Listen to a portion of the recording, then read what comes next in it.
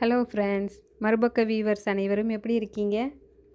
இன்றைக்கி நாம் பார்க்க போகிற விஷயம் நம்மளை அப்படியே கொஞ்சம் யோசிக்க வைக்க போகுது. உயிர் வாழும்போதே வெளி உலகமே வேணான்னு தன்னைத்தானே ஒரு இருட்டு அறைக்குள்ளே பூட்டிக்கிட்டு வாழ்கிற மனிதர்களை பற்றி தான் இன்றைக்கி நாம் பார்க்க போகிறோம். வாங்க வீடியோக்குள்ளே போகலாம். 37 வருஷ தனிமை யோசித்து பாருங்களேன் ஃப்ரெண்ட்ஸ். நாம் ஒரு நாள் பூரா நம்ம கையில் ஃபோன் இல்லாமல் யார் கூடயும் பேசாமல் ஒரு ரூமுக்குள்ளே இருந்தாலே நமக்கு பைத்தியம் பிடிச்ச மாதிரி ஆகிடும். ஆனால் தகுயா கடந்த 37 வருஷமாக வெளி உலகத்தையே பார்க்காம அந்த இருட்டுக்குள்ளேயே தான் இருக்கார். அவர் ரூமுக்குள்ளே இருந்த எந்த ஒரு கடிகாரமும் ஓடலை. ஏன்னா அவருக்கு காலமும் நேரமும் தன் அர்த்தத்தை இழந்து ரொம்ப வருஷம் ஆச்சு. ஆனால் அவர் பிறக்கும்போது இப்படி பிறக்கலை ஃப்ரெண்ட்ஸ். நம்மளை மாதிரி ஆசை, கனவு, எதிர்காலம்னு சுற்றின ஒரு சாதாரண 20 வயசு இளைஞன் தான். அப்புறம் ஏன் இப்படி ஆச்சு? இங்கே தான் அந்த அதிர்ச்சியான உண்மை ஒளிஞ்சிருக்கு. அவரோட அப்பா சின்ன வயசுல இருந்து அவர் மேலே ஒரு துளி கூட பாசம் காட்டாமல் எப்போ பார்த்தாலும் மற்றவங்களோட ஒப்பிட்டு நீ ஒரு வெட்டி பைய, உன்னால் எதுவுமே முடியாதுன்னு அவரோட மனசை வார்த்தையாலேயே குத்தி கிழிச்சிருக்காரு. அது மட்டும் இல்லாமல் அவருக்கு ஓசிடின்னு சொல்லப்படுற ஒரு விதமான மன பாதிப்பும் இருந்திருக்கு. சுருக்கமாக சொல்லணும்னா அவரால் மற்றவங்க கூட சாதாரணமாக பழக முடியாது. அப்பாவோட அந்த வெறுப்பும் அவரோட மனபாதிப்பும் சேர்ந்து அவருக்குள்ள ஒரு பயங்கரமான பயத்தை உருவாக்கிருச்சு. இந்த உலகத்தில் இருக்கிற மனிதர்களை பார்த்தாலே அவருக்கு ஒரு நடுக்க வர ஆரம்பிச்சது. அந்த பயத்தில் தான் 37 வருஷத்துக்கு முன்னாடி ஒரு நாள் தன் ரூமுக்குள்ளே போய் கதவை பூட்டினார். அந்த பூட்டு இன்னைக்கு வரைக்கும் திறக்கவே இல்லை. அவருக்கு இருந்த ஒரே ஒரு ஆறுதல் அவரோட அம்மாவும் அவங்க வளர்த்த ஒரு நாய்க்குட்டியும் தான். அவங்க மட்டும்தான் இவரோட உலகமாகவே இருந்தாங்க. ஆனால் கடந்த சில வருஷங்களில் அவங்க அம்மாவும் அந்த நாயும் அடுத்தடுத்து உயிர் பிரிஞ்சிட்டாங்க. இன்றைக்கி அந்த வீட்டில் அவர் ஒரு அசைவற்ற உடலாக தான் தனியாக இருக்கார். சாப்பாடுக்கு வச்சுருந்த அவங்க அம்மாவோட சேமிப்பும் இப்போ கரைய போகுது. கையில் வெறும் சொற்ப காசு தான் இருக்குது. இன்னும் கொஞ்ச நாளில் அதுவும் தீர்ந்து அவர் என்ன பண்ணுவார்? பசியில் துடித்தாலும் இந்த உலகத்துக்கு பயந்து அவர் வெளியவே வரமாட்டார். வாழும்போதே தங்களை ஒரு கூட்டுக்களை அடைச்சிக்கிட்டு பெத்தவங்களோட அசைவற்ற உடல் பக்கத்தில் இருந்தும் பார்க்க வராமல் அழுகிற இந்த மனிதர்களின் பின்னணிக்கு காரணம் அவங்க மட்டும் இல்லை, அவங்களை ஏற்றுக்காத இந்த சமூகம்தான். இப்போ ஒரு நிமிஷம் யோசிச்சு பாருங்களேன் ஃப்ரெண்ட்ஸ். ஒரு மனுஷனுக்கு இந்த உலகத்தில் இருக்கிற மனித முகங்களை பார்க்கவே பயம் வந்து தன்னைத்தானே 37 வருஷமாக ஒரு இருட்டு அறைக்குள்ளே பூட்டிக்கிட்டு இருக்கிறாருன்னா அவரோட மனசை இந்த சமூகம் எந்த அளவுக்கு கொடூரமாக சிதைச்சிருக்கணும். இந்த பயத்தோட விதை அவரோட 50 வயசில் விழலை ஃப்ரெண்ட்ஸ். அவரோட 10 வயசுலேயே, அதாவது அவரோட பள்ளி பருவத்திலேயே இந்த சமூகம் அவரோட பிஞ்சு மனசில் விதைச்சிடுது. ஜப்பானில் இன்றைக்கி 1.5 லட்சத்துக்கும் அதிகமான சின்னஞ்சிறு குழந்தைகள் பள்ளிக்கு போக பயந்து நடுங்கிக்கிட்டு வீட்டுக்குள்ளேயே முடங்கி கிடக்குறாங்க. ஏன்னா அங்கே இருக்கிற கல்வி முறை அப்படி. ஒரு அச்சில் வச்ச வார்ப்படம் மாதிரி எல்லா குழந்தைகளும் ஒரே மாதிரி தான் யோசிக்கணும், ஒரே மாதிரி தான் படிக்கணும்னு இந்த சமூகம் கட்டாயப்படுத்துது. அதிலிருந்து ஒரு குழந்தை கொஞ்சம் வித்தியாசமாக இருந்தாலும் மற்ற குழந்தைங்க அவங்கள ஓட ஓட விரட்டி கேலி செய்கிறாங்க, கொடுமைப்படுத்துகிறாங்க. நம்ம ஊர்லலாம் ஒரு பையன் வெளியே ஏதோ தப்பு பண்ணிட்டாலோ இல்லை அவனுக்கு ஏதோ கஷ்டம்னாலோ நம்மளை ஏற்றுக்க நம்ம குடும்பம் இருக்குது, நம்ம அம்மா இருக்காங்க அப்படிங்கிற ஒரு நம்பிக்கையில் அவன் வீட்டுக்குள்ளே ஓடி வரான்.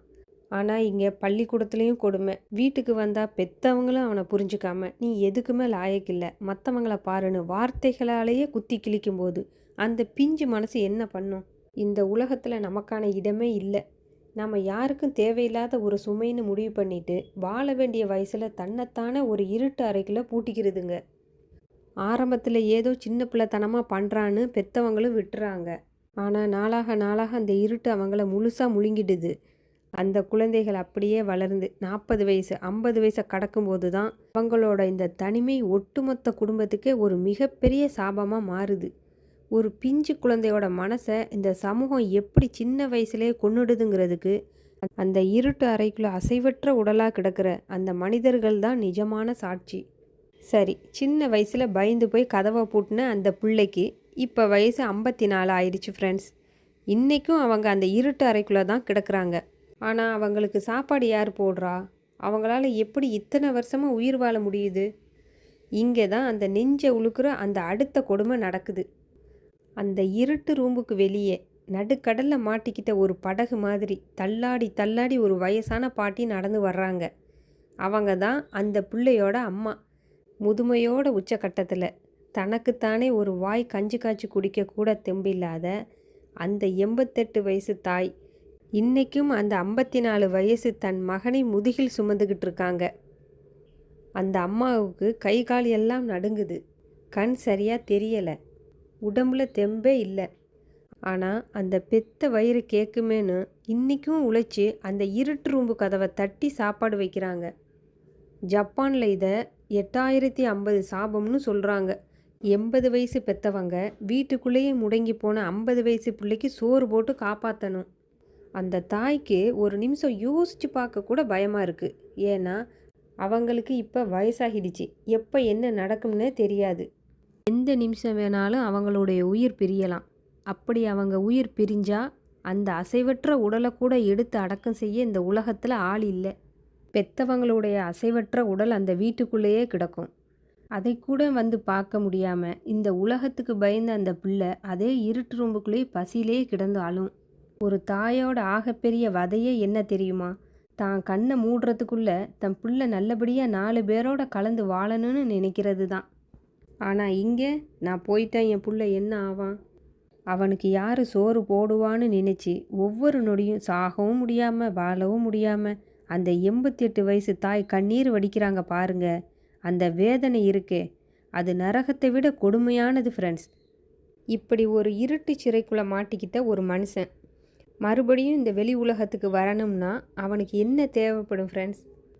லட்சக்கணக்கில் பணமா, இல்லை பெரிய படிப்பா? எதுவுமே இல்லை. அவனோட இந்த வலியை புரிஞ்சுக்க போகிற ஒரு அன்பான இதயம் மட்டும்தான். ஆனால் ஃப்ரெண்ட்ஸ், நாம் நினைக்கிற மாதிரி இந்த வாடகை சகோதரிகளுடைய வேலை அவ்வளோ சாதாரணமானது இல்லை. பூட்டி இருக்கிற கதவுக்கு வெளியே நின்று பேசுகிற அந்த ஒவ்வொரு நொடியும் அவங்க தங்களோட உயிரை கையில் பிடிச்சிக்கிட்டு தான் நின்றுக்கிட்டு இருக்காங்க. ஏன்னா 30 வருஷமாக இருட்டுக்குள்ளேயே கிடந்து மனநிலை முழுசாக சிதைஞ்சு போன அந்த மனிதர்கள் எப்போ எப்படி நடந்துப்பாங்கன்னு யாருக்குமே தெரியாது. ஜப்பானில் நடந்த ஒரு நிஜமான உண்மை சம்பவத்தை கேளுங்க. இதே மாதிரி ஒரு வாடகை சகோதரி பல மாதங்களாக ஒரு கதவுக்கு வெளியே நின்று பேசி ஒரு வழியாக அந்த மனிதனை நம்ப வச்சு கதவை திறக்க வச்சாங்க. ஆனால் கதவை திறந்த அடுத்த நொடி பல வருஷமாக உள்ளுக்குள்ளேயே ஆத்திரத்தையும் ஆவேசத்தையும் தேக்கி வச்சிருந்த அந்த மனுஷன் மிருக மாதிரி பாஞ்சு அந்த பொண்ணோட கழுத்தை நெரிச்சான். அந்த பொண்ணு உயிருக்கு போராடி மயங்கி விழுற நிலைக்கு போனாங்க. இன்னும் சில இடங்களில் உள்ளே இருக்கிற மனிதர்கள் கத்தியை வச்சு இந்த வாடகை சகோதரிகளை தாக்கி குத்துன கொடூர சம்பவங்களும் அங்கே நடந்திருக்கு. யோசிச்சு பாருங்களேன் ஃப்ரெண்ட்ஸ். அந்த இருட்டற கதவை நோக்கி அந்த பெண் ஒவ்வொரு அடியும் எடுத்து வைக்கும்போது அவங்க மனசுக்குள்ளே எவ்வளோ பெரிய மரண பயம் ஓடும். இன்னைக்கு கதவு திறந்தா உள்ளே இருக்கிறவன் நம்மளை என்ன பண்ணுவானோ, உயிரோட வீடு போய் சேருவோமாங்கிற அந்த நடுக்கத்தோடு தான் அவங்க தினமும் அங்கே போகிறாங்க. ஆனால் இவ்வளோ ஆபத்துக்கள் இருந்தும் தன் உயிருக்கே ஆபத்து வரும்னு தெரிஞ்சும் அந்த பெண்கள் ஏன் ஃப்ரெண்ட்ஸ் அங்கே போகிறாங்க? ஏன்னா நாம் கைவிட்ட இந்த மனிதர்கள் வாழும்போதே இந்த இருட்டுக்குள்ளேயே அசைவற்ற உடல்களாக அழிஞ்சு போயிடுவாங்கங்கிற அந்த ஒரே ஒரு நல்ல எண்ணம் தான். அந்த பெண்களோட இரத்தமும் சதையுமா இருக்கிற அந்த போராட்டமும் தியாகமும் தான் இன்னைக்கு ஜப்பானில் எத்தனையோ இரும்பு கதவுகளை திறந்து மனிதர்களை மறுபடியும் வெளிச்சத்துக்கு கொண்டு வந்துட்டுருக்கு. ஒரு மனுஷன் 37 வருஷமாக ஒரு இருட்டு அறைக்குள்ளேயே கிடந்தா அவனோட நிலைமை எப்படி இருக்குன்னு நினைக்கிறீங்க? தாடி மீசையெல்லாம் காடு மாதிரி வளர்ந்து நகங்கள் கத்தி மாதிரி நீண்டு குளிச்சு பல வருஷங்கள் ஆகி அந்த அறை முழுக்க குப்பைகளும் துர்நாற்றமுமா இருக்கும் ஃப்ரெண்ட்ஸ். அவங்களுக்கு பேசவே மறந்து போயிருக்கும்.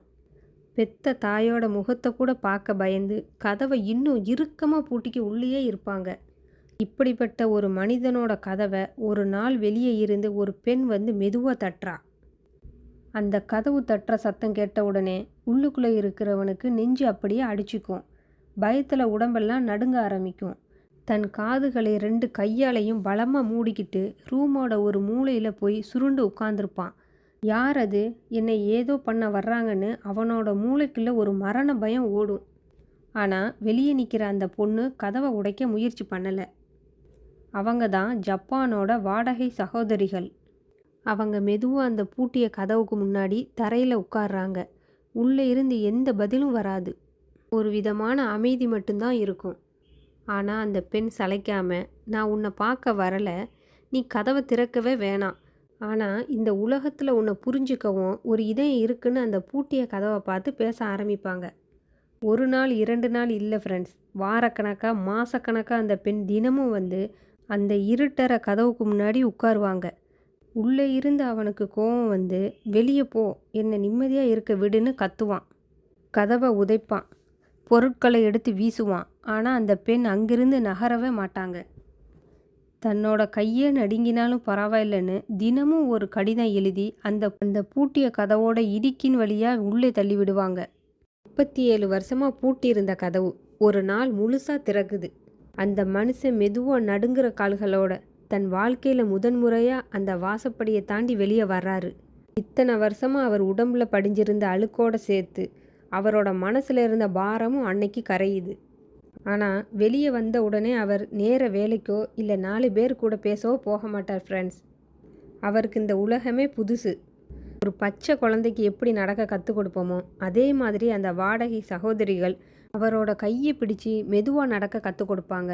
முதல்ல ஒரு கடைக்கு போய் காசு கொடுத்து ஒரு சாக்லேட் வாங்குறது எப்படி, ரோட்டை கடக்கிறது எப்படி, ஒரு மனுஷனை பார்த்து மெதுவாக புன்னகைக்கிறது எப்படின்னு சின்ன சின்ன விஷயங்களாக அவங்களுக்கு கற்றுக் கொடுப்பாங்க.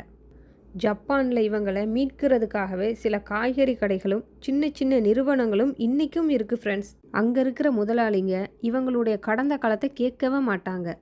பரவாயில்லை தம்பி, உனக்கு தெரிஞ்ச வேலையை மெதுவாக செய்யன்னு அவங்களுக்கு வேலையை கொடுப்பாங்க.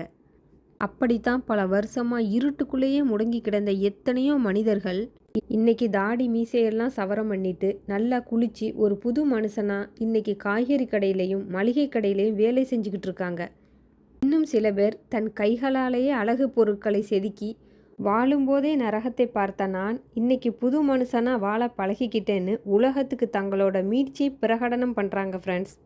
அன்பு கிடைச்சா ஒரு மனிதனால் எந்த இருட்டையும் வென்று வர முடியுங்கிறதுக்கு இவங்க தான் சாட்சி. ஆனால் தூரத்தில் இருக்கிற ஏதோ ஒரு நாட்டில் நடக்கிற கதையையும் தாண்டி இது உலகத்தில் இருக்கிற எல்லா மனிதர்களுக்கும் உணர்த்துகிற ஒரு மிகப்பெரிய பாடம் இருக்குது.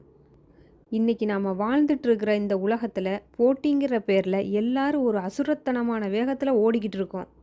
ஆனால் மனுஷனாக பிறந்த எல்லாராலையும் ஒரே வேகத்தில் ஓட முடியாது ஃப்ரெண்ட்ஸ்.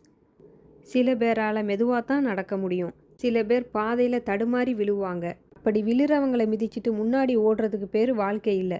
அவங்கள கையை பிடிச்சி பரவாயில்லடா நான் இருக்கேன்னு தூக்கி விடுறது தான் உண்மையான மனிதநேயம். நம்மளை சுற்றி இருக்கிறவங்க கிட்ட நாம் காட்டுற ஒரு சின்ன அலட்சியம் இல்லை நாம் பேசுகிற ஒரு கடுமையான வார்த்தை அவங்க மனசை எந்த அளவுக்கு சிதைக்குதுன்னு இப்போ உங்களுக்கு புரிஞ்சிருக்கும். அன்புக்காக இயங்குற ஒரு இதயத்துக்கு காசு பணத்தை விட நாம் கொடுக்குற ஒரு சின்ன அரவணைப்பும் நான் இருக்கேன்னு சொல்கிற ஒரு வார்த்தையும் போதும் ஃப்ரெண்ட்ஸ். நம்ம கண்ணு முன்னாடி யாராவது ஒருத்தர் மற்றவங்க கிட்ட பேச பயந்து சோகமாக தன்னை தனிமைப்படுத்திக்கிட்டு இருந்தால் அவங்கள ஒதுக்கி வச்சிடாதீங்க. ஏன்னா அவங்களுக்கு தேவைப்படுறது ஒரு சின்ன அன்பு மட்டும்தான். அந்த இருட்டற கதவுகளை திறக்க யாரோ ஒருத்தர் வர்ற வரைக்கும் காத்துக்கிட்டு இருக்காம சுற்றி இருக்கிற மனிதர்களின் மனக்கதவுகளை நம்மளோட உண்மையான அன்பால் திறந்து வைப்போம் ஃப்ரெண்ட்ஸ். மறுபடியும் இதே மாதிரி ஒரு உண்மை சம்பவத்தோட அடுத்த வீடியோவில் உங்களை வந்து பார்க்குறேன் ஃப்ரெண்ட்ஸ்.